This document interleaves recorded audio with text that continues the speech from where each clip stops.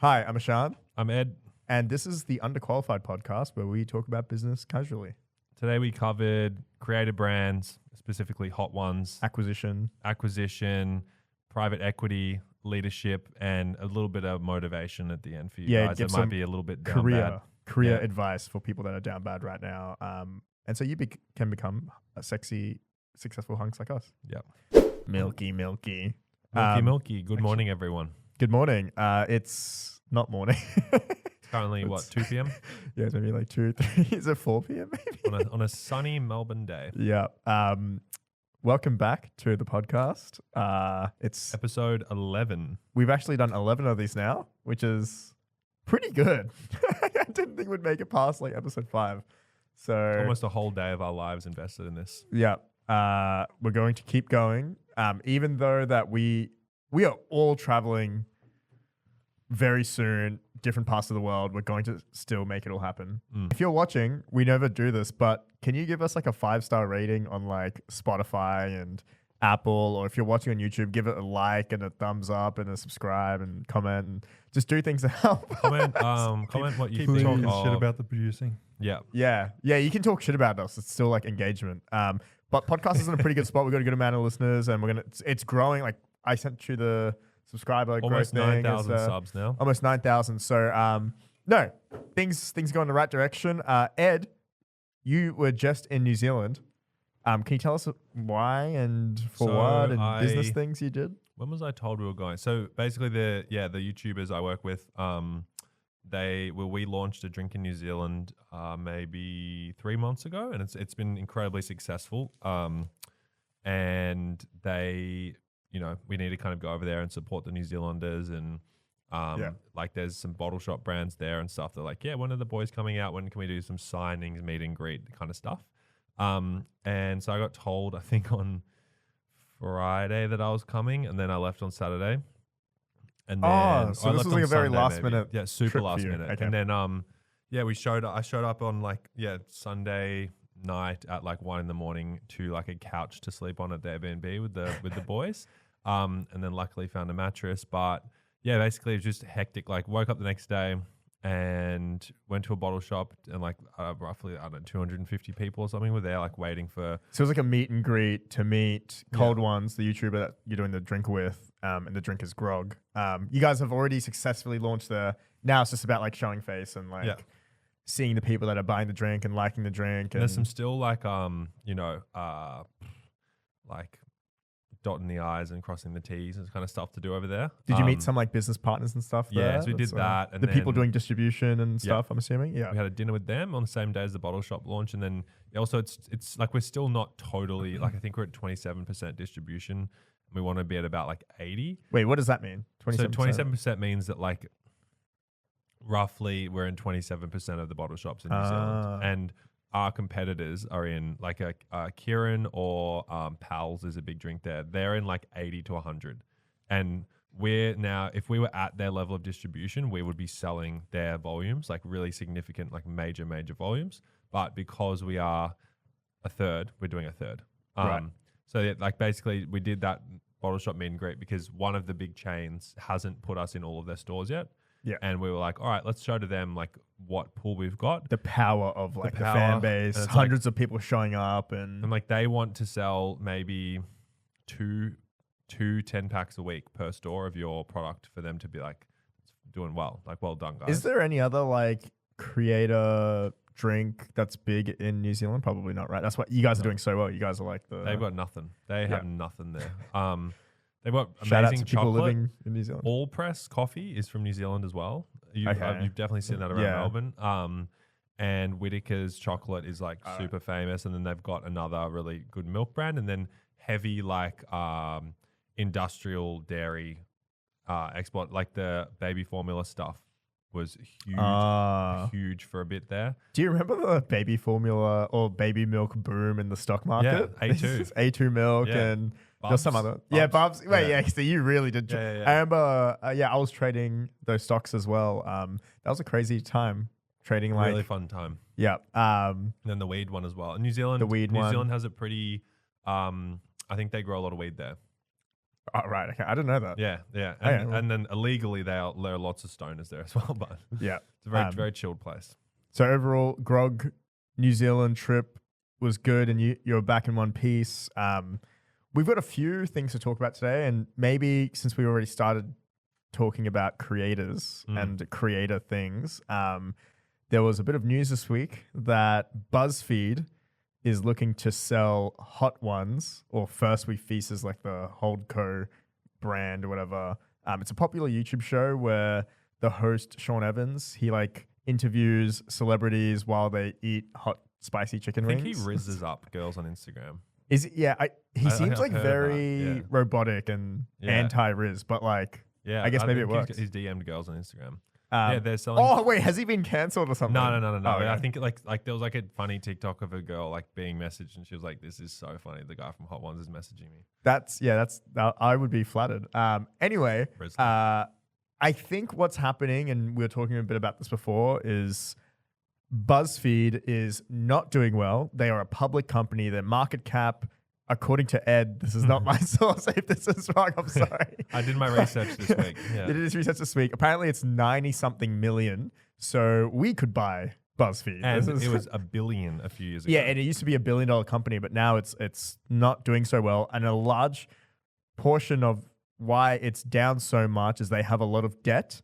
And so when a company has a lot of debt and they're a publicly listed company, they tend to trade at a massive discount to what they usually would be worth.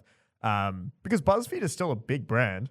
It should be probably worth more than $90 million. Like they own Complex, or they sold Commerce, but they own Complex Networks. Yeah. Complex is another and big then brand. Yeah. Hot Ones, like that. First We Feast. Like a lot of the content we would all watch on YouTube and Yeah. Shorts and TikTok, blah, blah, blah, is probably coming from BuzzFeed. Yeah. So they're still like, they still have a lot of influence. But yeah, that debt is really making them struggle. And so because of that debt, they're looking to sell off some of their properties. And one of their properties is, Hot Ones. The price I believe they're looking for was $70 million, but they can't find buyers at that price. And Hot Ones currently generates about $30 million a year in revenue, just from like brand partnerships and blah, blah, blah. And so, Ed, would you buy Hot Ones for $70 million?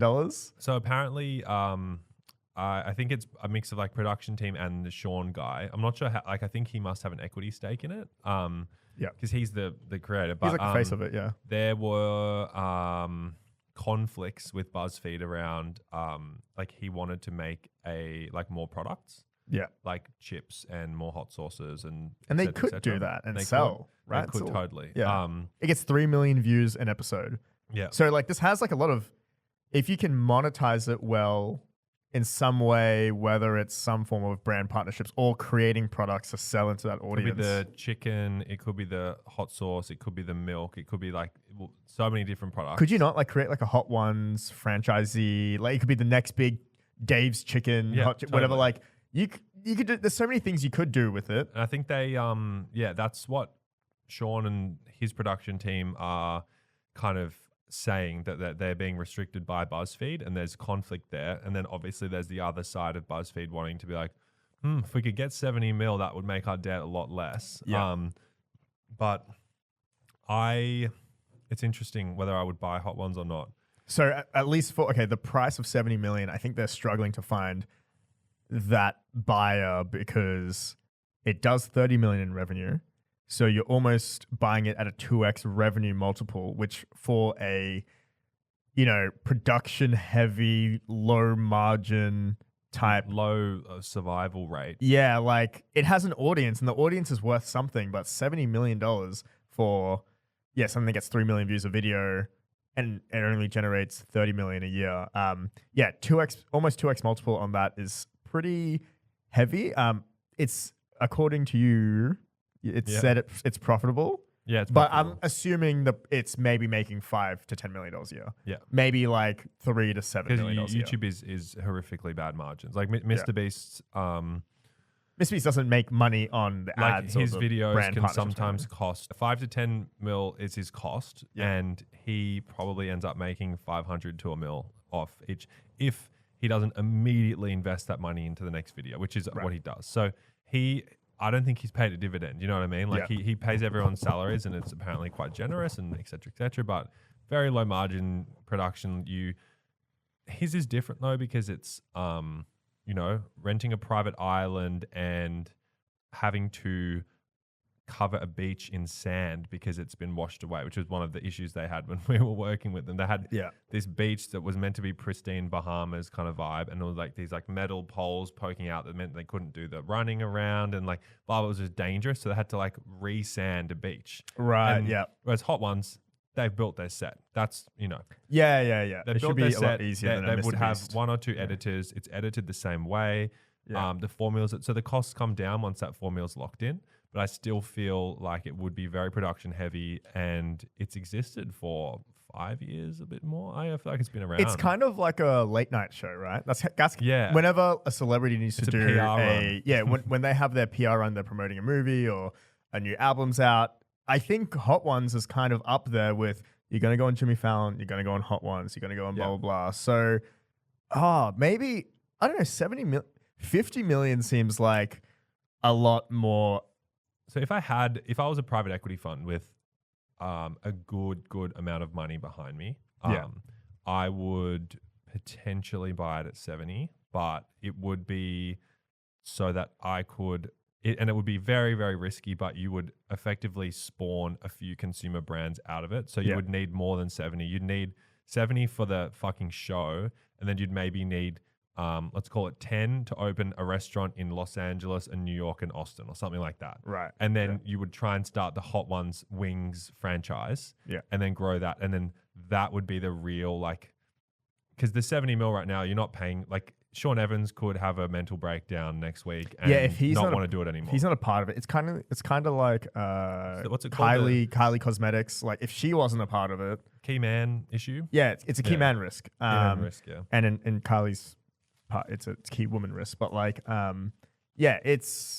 that's like very risky itself. I don't think he is so synonymous with the brand, right? Like you kind of expect He to is Hot kind Ones. of, If there was someone else on that, it'd be very weird. it'd just be weird, right? Like, but like I don't mean to like start beef or hate on him right now, but he doesn't strike me as someone that's like super like entertaining or like I don't know why or how, like he's very monotone and he's kind of cringy and stuff. So like I'm surprised he's gotten like so many people love him and just like goes to show I don't really know what I'm talking about since like Hot Ones are I think so the successful. format of the show provides entertainment in Like it doesn't need to come from him. Yeah, like right? that suspense that they're slowly having hotter and hotter wings, and he's actually not entertaining. Like he cops the wings, he just eats it, it's spicy, whatever, and he just talks about it. But you're not watching it for him at all. Right. Yeah.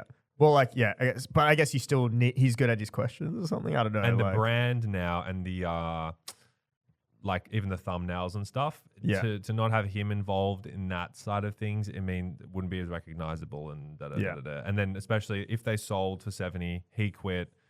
It's just that value is just gonna fucking decline like disgustingly. But anyone who's buying that would be crazy not to have clauses in there saying like, no, we are not. give buying him like an earn out type deal where all right, 12 months, 24 months, you get this amount of equity.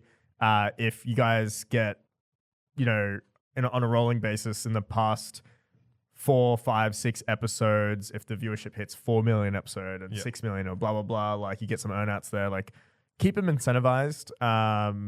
And yeah, I don't know this. Yeah, I'd probably, 50 sounds a lot more palatable. And you need money behind it. Then, I feel like they are saying it themselves, like Sean Evans and producers, that like there's so much opportunity in merchandise, goods, CPG.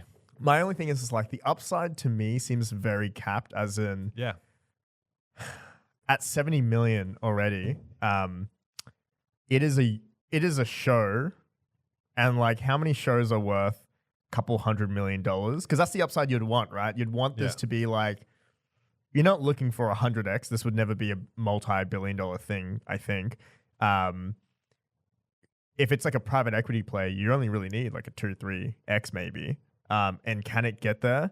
Is like such a sell it again, and then can you sell it again at that point? It all just seems kind of. I'd rather just run a casino at that point. And I think what will happen is private equity people, I'd argue, the best people in the world at getting really good deals for businesses. Yeah.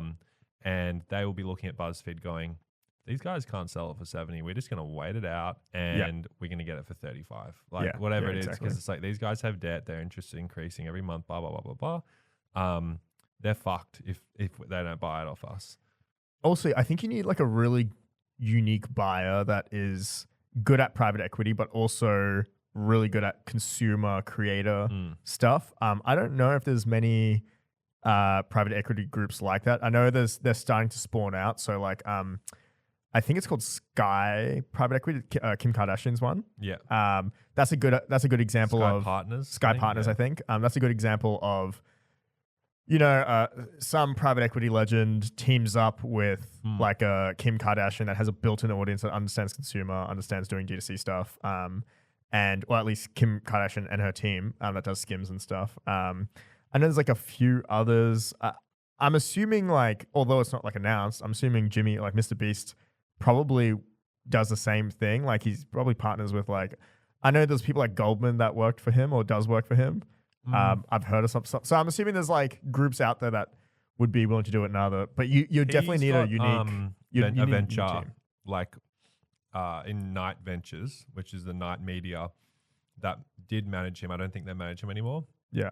But he's got like a hefty stake in Night Ventures. So like Mr. Beast is actually invested in like Danny Duncan's energy drink, other creators, and then there's products. like, fucking like there's like this kind of like credit card lottery thing, like kind of making finance fun kind of thing. Oh wow, that sounds interesting. Something like a neobank vibe. There's like 20 companies. You can look it on their website, Night Ventures. But he's got a stake in that, and a lot of the creators that are managed by Night Media have a stake in it, and it's like that kind of. I actually really like the model. It's similar to rappers and those guys who just get tons of money at the start and just fucking blow it. Yeah. It's like, no. Like, Warner Music or someone will be like, invest with us in Warner Ventures and we'll give you X return a year. And we can use your audience to promote the products that the ventures are invested in. I didn't even know this was a thing. Yeah. Oh, wow. So that's what Night do. I'm not sure if Warner do it, but it's a like common thing to have some kind of like, it's this system where Mr. Beast makes a video. In that video, he gets paid to promote a product. He also is invested in that product. Yeah. He makes more money from the investment. He keeps making videos. He makes and just prints money. And then the ventures grows because the products are growing on and on and on and on. And then the ventures, like they can raise more and more in every fund because they go, Mr. Beast is our fucking, is a partner in this. Like, But he, on the topic of Mr. Beast, was in Australia this week. Yeah, he was in Sydney, right? Which is very exciting for us lonely people down on the we don't really get many creators down in Australia. So, and then what did he do here? Did he Feastables launched the old Feastables bar. If you've been following it, there's been a rebrand, and I think a slight change in management. But their offering clearly wasn't working. Yeah, in the big bar. And then so now they've switched to like a really small bar. And what do you mean it wasn't working? Like, because it did $200 million in sales. Yeah, but I think they were obviously doing, behind the scenes sample testing, all that kind of stuff. Or like maybe they weren't getting like returning sales. Is that like maybe like high sample? That's what happened with Prime was like really high sample rates and then really low returning customer rates. And they're like, oh, something's wrong with this. And then Prime hasn't changed the formula and Prime's going to die. Oh, Ed. But Feastables changed it. And then also I think Mr. Beast himself likes the new one a lot more, which makes him more inclined to promote the shit out of it when it's a product he feels is actually really good. I think I tried some. Noah brought some in the office or something. It just tastes like good chocolate. Like nothing crazy, nothing. Yeah. I don't know. It's good. And it's I don't know. If I was a kid that like loved Mr. Beast or something, and I had to choose between Cadbury and a Mr. Beast themed bar, and they both honestly taste very similar, I could see myself choosing Mr. Beast. That's the thing I've seen in the videos. Yeah, that's the thing I've seen in the videos. I love Mr. Beast, Jimmy, blah blah blah, and like the crew, and I can, it kind of makes sense to me.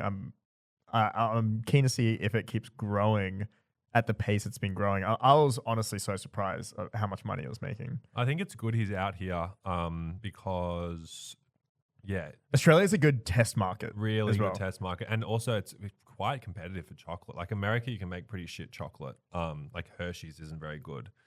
But here we've got like some seriously good More chocolate. like, are you talking about more like luxury premium? Yeah, like we've got chocolates and stuff? like Tony's Chocolonely. That's in America now as well. But there's every range of chocolate. Like Lindt? no matter Lindt? like whatever Yeah. you're making, it's Feastables is going to have competition. So like I remember the first formulation they did was quite expensive for what it was. And the Cadbury's and stuff have those obviously volume, pricing like advantages.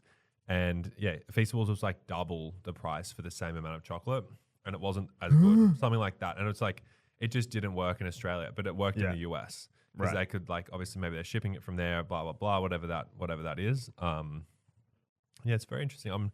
Hopefully they do really well. I think at a certain point with Mr. Beast, like the potential acquirers, the pool of potential acquirers is going to become so small that he can't actually sell because even his YouTube channel. That's the same for Prime though as well, right? Like it's like not only are you 4 getting billion. not only are you getting very expensive, but then like now you're pricing out the usual people that would buy these companies, and really the only people that can afford them are the incumbents that you're trying to disrupt. Yeah. Right. So like a fucking Hershey's. And if your whole marketing approach is shitting on Gatorade or shitting on Hershey's, and then it comes eliminate to them they're the only to people buy that that. can buy you. Yeah. I think in Mr. Beast's case, like someone like a Disney or an Amazon or whatever, that they could be really, really strong as an acquirer, and they've got endless pools of money. And they probably honestly don't give a fuck about the chocolate. They just want They just want the content. platform. They want that. They want like Mr. Beast. You come here and at Amazon and create an Amazon series and promote the platform. Yeah, like do a bunch of stuff. He's also like one of those creators that to me seems like he's more of like a mythical, like you're not building like a very one-on-one relationship with him. It's like he is the host of this big gigantic show that like I feel like he'd have less loyal. You don't think you're friends with fans? him, but yeah, it's very like he rolls with a lot of people, like 40 plus. I think he has like his head count's like 200-300, right? Yeah, and it's really interesting. Like I'll be reading, the Walter Isaacson autobiography of Mr. Beast in like 20 years or whatever. Yeah. And yeah, his like philosophies towards work are like a very weird like amalgamation of Elon Musk, Steve Jobs, Jeff Bezos, like all these kind of guys that were like, the titans when we were growing up. Yeah. And we still are obviously, but that's kind of what he's pieced together. So he's looked at Silicon Valley with Google and Apple and how like the Apple, what's it called? Apple One? Yeah, like the Cupertino office. Yeah, Is the that what you're talking Cupertino about? office. So like and Google as well with the Google HQ, where their idea was like, what can we do to keep people in the office 24/7? Like, okay, we'll do meditation tanks, we'll do bikes on the office, we'll do free meals, we'll do da. And he is like wanting talent because it's production. You need talent in the town you're in. So he's in Greenville, North Carolina, and he needs to convince people who are working, like for companies like Mischief in New York, Warner Brothers, Universal Production in LA, like these cool cities, cool jobs. He needs to convince them to come out to Greenville, North Carolina, which is like, I don't know the population there. I've been there. It's absolutely empty. Like it's probably 20,000 people less. And the way he does that is the same thing. So he's built like a full on like massive culty warehouse, like multiple huge studios, movie studios on like this compound. And then everyone in the town like works for Mr. Beast or knows Mr. Beast and da. And then one person who works there brings their wife and their kids. And then that's 4 people into Greenville. And like he's become this like, it's almost like car manufacturing in Detroit or something. If Mr. Beast decided to move his production to a different country or a different place, Greenville it'd be like a black hole. Like It's so kind many of people like be sucked out of there. this is like a very poor comparison, but kind of like Oppenheimer and that project when they had to go to Los Alamos, where they had to build it in the desert. Yeah, build it in the desert and convince all the scientists to come and, he is definitely like a titan of like this industry. Yeah. And he's very young, and I could see how he probably, he had to get all his mentorship. Like he didn't like go to a university to have a professor over him, or he didn't like work his way up in this company and he has bosses to look up to. Like he was his own mentor in a lot of ways. And he just had to like, piece together what an Elon Musk or a Steve Jobs or whoever the fuck he looks up to. And I think that kind of, you can see that play out in the way that he's like kind of running his operation, and how like, it seems like if you want to work for him, it's not like a normal 9 to 5 gig. You're expected of, this is going to be kind of 24/7. Yeah. We don't have room for mediocrity. It seems like he would cut people off really quickly if you're not up to par performing. So I'm trying to think of like what, because that's the management styles of the people that he looks up to. So I'm assuming he tries to replicate that in his own. He does that thing of like, so one of the guys I met there, he was, we hung out a bit. He was brought on to, this is before Mr. Beast had a TikTok, right?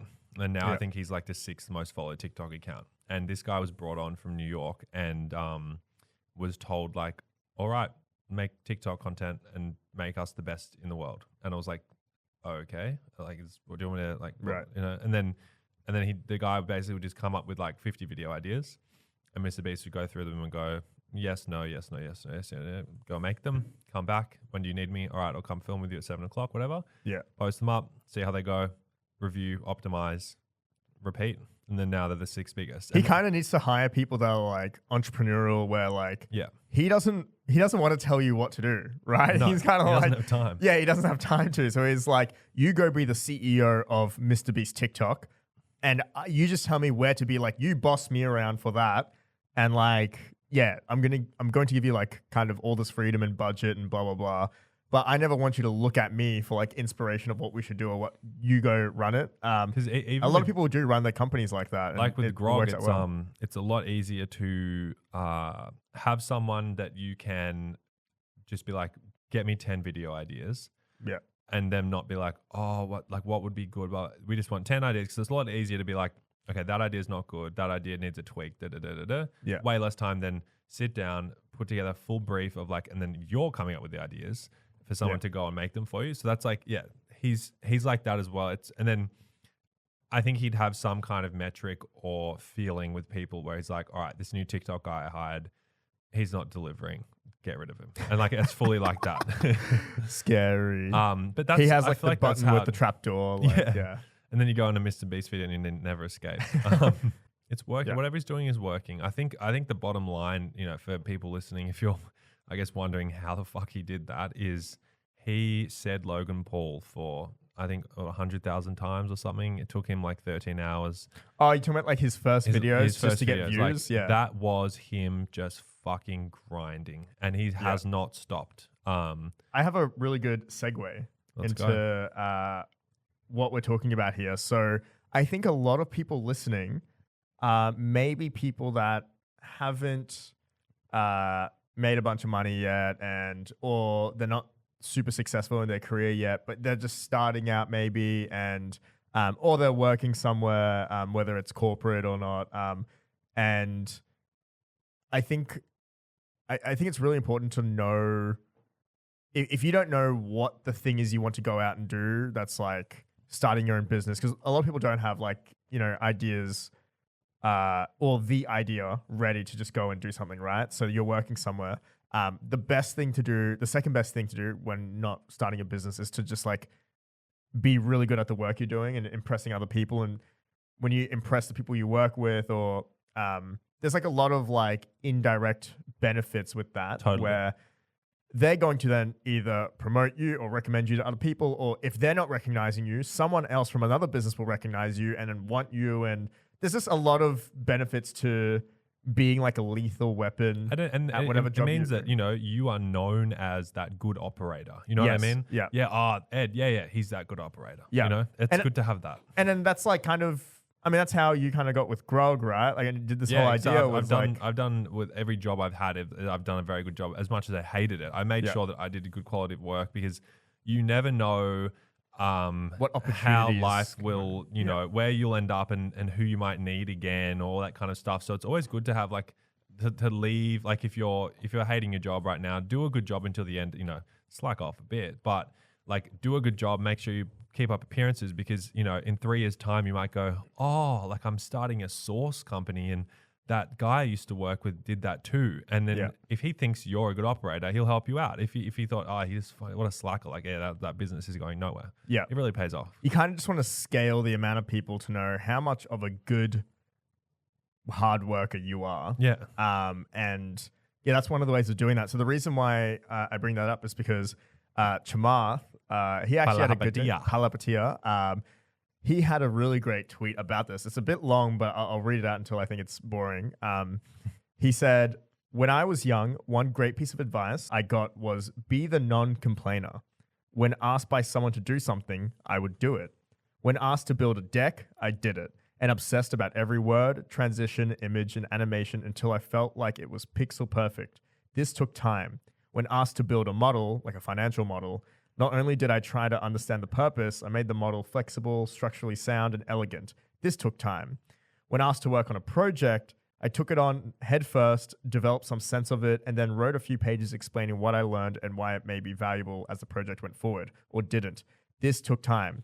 Meanwhile, I didn't have time to gossip. I didn't have time to make friends at work. I didn't have time to complain. I made myself indispensable to my superiors by being a reliable worker.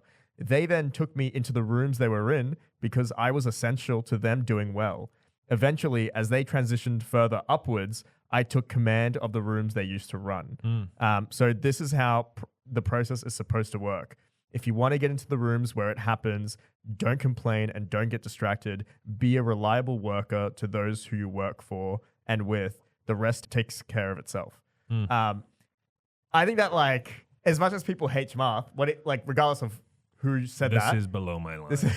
So regardless of him, I think what he said is like very true in that we've probably, have taken pride in and followed that pathway. And many other successful people we know have done that where sometimes like you're in a situation where you may not be like, you're not the boss and you're going to have to work your way through a job you don't like or whatever. And that is probably the best way to progress when you don't have any other ideas on what else to do. If you have no idea, if you don't have a business idea, if you don't have some other opportunity coming your way, just be the best fucking worker at the thing that you currently have to the point where, the people that you're working with, they will take you into those rooms and then you will get more responsibility and there is more confidence. I think the key word is like being reliable.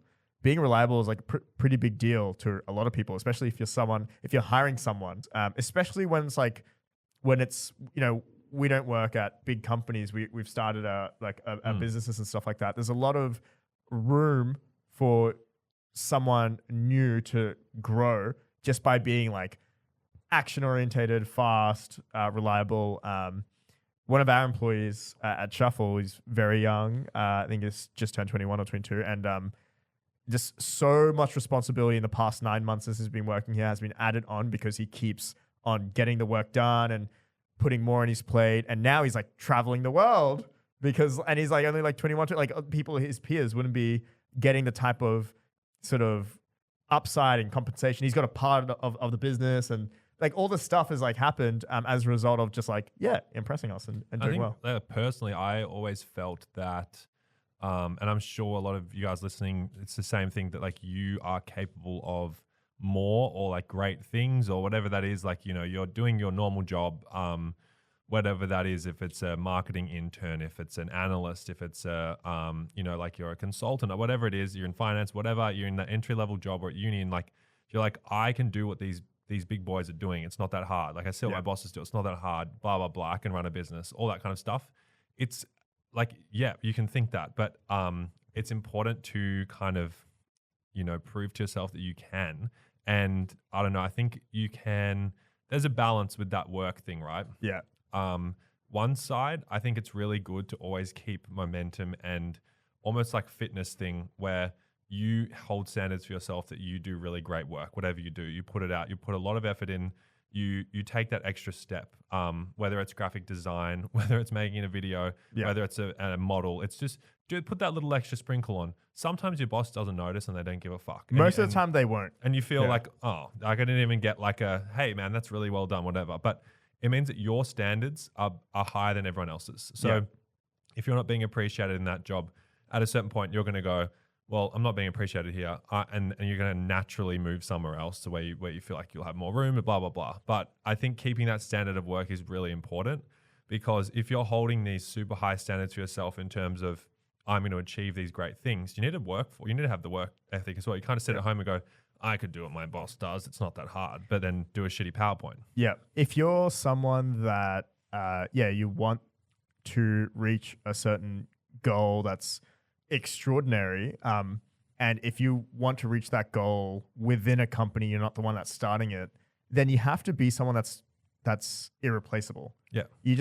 That means the standard of your work has to be at this level, and it's not just your work as well. Like sometimes you just need to be, if you combine great work with like a great personality and people want to work with you, just think about from your manager's perspective or your boss's perspective, like, if you were gone tomorrow, be like, I actually really liked working with Ed. Yeah. Like, I really liked, the thing we had going where when I said, do this presentation, he would do it this certain way and he would make up the deck at this time. And like, there's like little things that people get used to where like, if you were to leave, they would have an issue. And because of that, if you threaten to leave, or like if something happened where maybe there is a chance that you are leaving, they'd go, hold on, I recognize your work. I'm going to pay you more. I want you to stay, please. And it's leverage.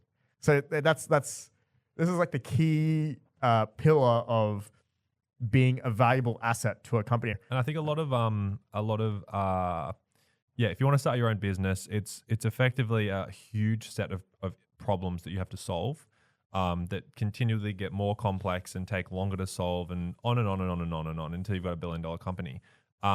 A good way to train yourself to do that without risking any of your own money, or, if you have rent to pay, it's good to go to a Big Four fucking company, whatever, and just take on as much work as you can, because usually you will learn what softwares they use, how the guy above you likes to do his financial models. You'll learn this skill set that will be really, really useful for you to, when you are running your own business, you'll have that like dialed in. Or work for like a startup or something. Exactly. Like, or in my case, I didn't work for a startup or consultancy. I worked for individual people, and that built their own businesses and stuff like that. And my goal was always, when working for them, and we talked about this frequently, I was like, look, I'm eventually going to do my own thing. When I go do my own thing, I want to do a good enough job here that when I leave, you're like, I want to put money, I want to invest in whatever you're doing next. And, when I've gone to do my next thing, like Shuffle and stuff, we've had, like my previous bosses have invested in Shuffle. And so like, there's like, that's just like a personal thing, but I think a lot of people can relate to that, where they're working a job and they want to do their own thing one day, or they want to, venture off. And you just want to build up that credibility that they're going to trust you enough, or you are reliable enough where they're like, you know what, I would trust my money with, like, I've seen you grow and build my business to X amount. You're probably going to do the same thing when you go off and do your own thing. And so, that's probably our little bit of career advice this week. And it's harsh, like, obviously some days you don't want to fucking work. And there's a balance to it. You got to like look after yourself. But in those early days, you do want to be doing as much work in as many different industries, or like you effectively early on learn how to grow an audience on a podcast. You learn how to do graphic design. You learn how to edit videos. You learn how to network. You learn how to outreach to people on Twitter. You learn how to how a media business works. And then you also had finance kind of background just from learning on Hot Copper and stuff. And then you end up with like this really weird skill set of things that like makes me very irreplaceable. For how many it's years? hard, for 3 years you didn't edit a video, and you're like, oh, when am I going to use that again? And then you walk into a new job and big boss is like, oh yeah, we need to, we need to make a video for this. You're like, I can do that. Yeah. Like, I can be useful to you. You don't have to go hire someone to do that now. I can do that for you. Yeah, exactly. So I don't know. I think I think people listening, especially if you're younger, some of it may seem obvious, but yeah, you just have to kind of like. It's really basic stuff, but like if you're at a shit boring job, which a lot of people are, do something on the side. And just try, whether it's try building your first Shopify site. You don't need to make money. You don't need to get that far. It's almost like business practice. Doesn't work. It's practice. Yeah. Like I have like a list of businesses that I've like gotten to various stages. I don't think any of them ever launched. Make up a fake product that you're never going to build. Like, yeah. and like, just what's it going to look like? Who would I market it to? What would the Instagram be? Blah, blah, blah, blah. More times you do that, when it comes down to it at a, you can kind of go to someone cool you're following on LinkedIn and you want to work for them, and you can go, hey, I've done this. Here's my list of products I've like worked on. Yeah. I think this is our most businessy, advicey episode today. But I think it's all fits in really well with everything that we talked about today. It's advice we've followed. It's gotten us into kind of positions. We're not where we want to be, but we will on be the way at some there. point. And I have not strayed from that philosophy of constantly opening doors, constantly reaching out to new people, learning from them. And you can get the vibes. You know what I mean? Some people are like completely not what you want to be or whatever. Like you grab coffee with them and you're like, okay, that I don't want to be like that. You know what I mean? Just keep on going. I think if you're listening to at this point of the episode, I have a video on YouTube called How I Got Here, and it's like a little framework I used in my own life, and I think a lot of other successful people have replicated what I talked about in that video. So you can go and listen to that if you want to listen to more about this kind of businessy, advicey topic. I've got a little motivational quote to end off the episode. I never do shit like this, but hopefully if you're listening, if you're pumped up right now. We'll put the black and white filter on for Instagram. Like a lion in the background or something. If you're not feeling well right now and you're kind of, hopefully we've pumped you up this episode and you're going to go off and do some cool things. But yeah, if you're not feeling well, you should listen to this. I don't know. This made me feel amped up. I was like, the quote is, "Some people are meant to win. Life will delay them. Life will confuse them, but they simply never stop. Eventually, the right opportunity collides with their experience. Then when they do succeed, it seems like it happened overnight. But there were many dark nights. And deep down, despite all the stress, pain, and insecurity, they always knew that they were inevitable." All right, that's a good way to end the pod. Go out there and make your millions of dollars. And also, if you do make millions of dollars, give us a cut. Get her done. We'll see you guys in the next episode next week. Bye-bye. Bye-bye.